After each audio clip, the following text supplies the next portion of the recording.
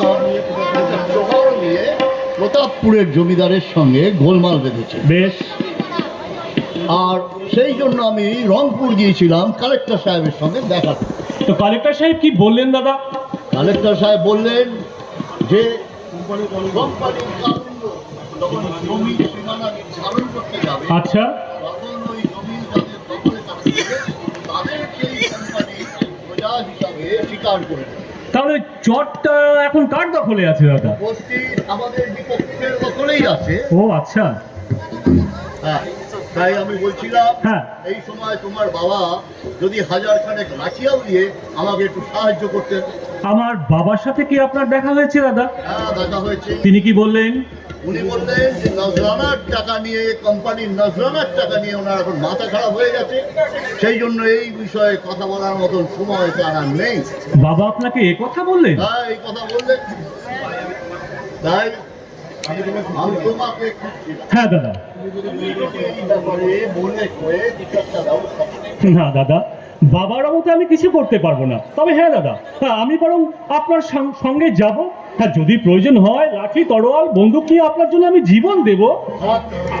না, দরকার হবে না, আমি চললাম। দাদা, সাগরের সাথে দেখা করে যাবেন না? না একটু জল ফল তো খেয়ে যাবেন। না, আমার দরকার নেই, আমি চললাম। দাদা, দাদা একটা কথা। কোনো কথা নয়। তোমার বাবার যখন 20-50 হাজার টাকা দরকার হয়, তখন আমার কাছে হাত পাতবার মতন তার প্রচুর সময় নেই। আর আমি যখন বিপদে পড়ে সাহায্যের চাইতে আসি, তখন ওনার কথা বলার মতন সময় পর্যন্ত থাকে না। দাদা, দাদা দাঁড়ান, একটা কথা দাদা। বললাম তো, আর কোনো কথা নয়।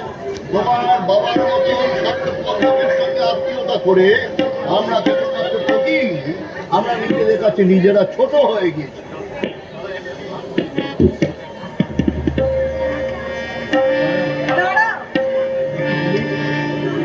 এ কি তুমি?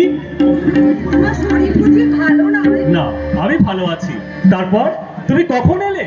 আজ দুপুরে। খাওয়া দাওয়া? সব হয়েছে। সাগর আজ আমার পেট ভরে খাইয়েছে। ও, সাগরের সাথে তোমার পরিচয় হয়েছে বুঝি? সে নিজেই আমার সঙ্গে পরিচয় করে আমায় খাইয়ে দাইয়ে এখানে আটকে রেখেছে। না হলে তখনই শ্বশুর ঠাকুরের লাঠি চাটা খেয়েই আমাকে বাড়ি ফিরে যেতে হতো। না, তোমার আজ ফিরে যাওয়া হবে না। না, ফিরে আমায় যেতেই হবে। না, তোমাকে এখানেই থাকতে হবে। না, বাবার আমতে তুমি কি করে আমায় গৃহে স্থান দেবে? তাকে আমি মত করাবো? না, তা হয় না। আচ্ছা, হ্যাঁ। কোনো রকমে এক বেলায় এক সন্ধ্যের কিছু ব্যবস্থা করতে পারবে না? ব্যবস্থা? না না, হ্যাঁ, এই তো আমার কাছে একটা হীরের আংটি আছে। এটা তুমি কোনো জহুরকে দিলে অনেক টাকা পাবে, বুঝেছো? এটা আমি তোমাকে দিয়ে দিচ্ছি। আমায় তুমি ভুলে যেও না, আমায় তুমি ভুলে যেও না। না গো না।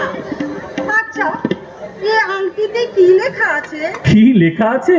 আমার বিয়ের সময় যৌতুক পেয়েছিলাম কি না, তাতে ওই আমার নামটিই লেখা আছে। কি তোমার নাম? হ্যাঁ। না না, আমার জীবন থাকতে এই স্মৃতি আমি মুছে ফেলতে পারবো না। তোমার ইচ্ছা হয় আমার খেতে দিও, না হয় আমি অনাহারে থাকবো, তবু আমার জীবন থাকতে এই আংটি আমি বেচতে পারবো না।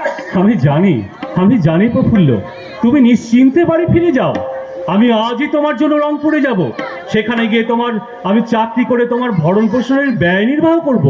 বাবার কথায় তোমার উপর অবহেলা করে এতদিন যে আমি মহা পাপ করেছি, তার প্রায়শ্চিত্ত স্বরূপ আজ থেকে আমি তোমার মঙ্গল কামনায় আমার জীবন উৎসর্গ করলাম।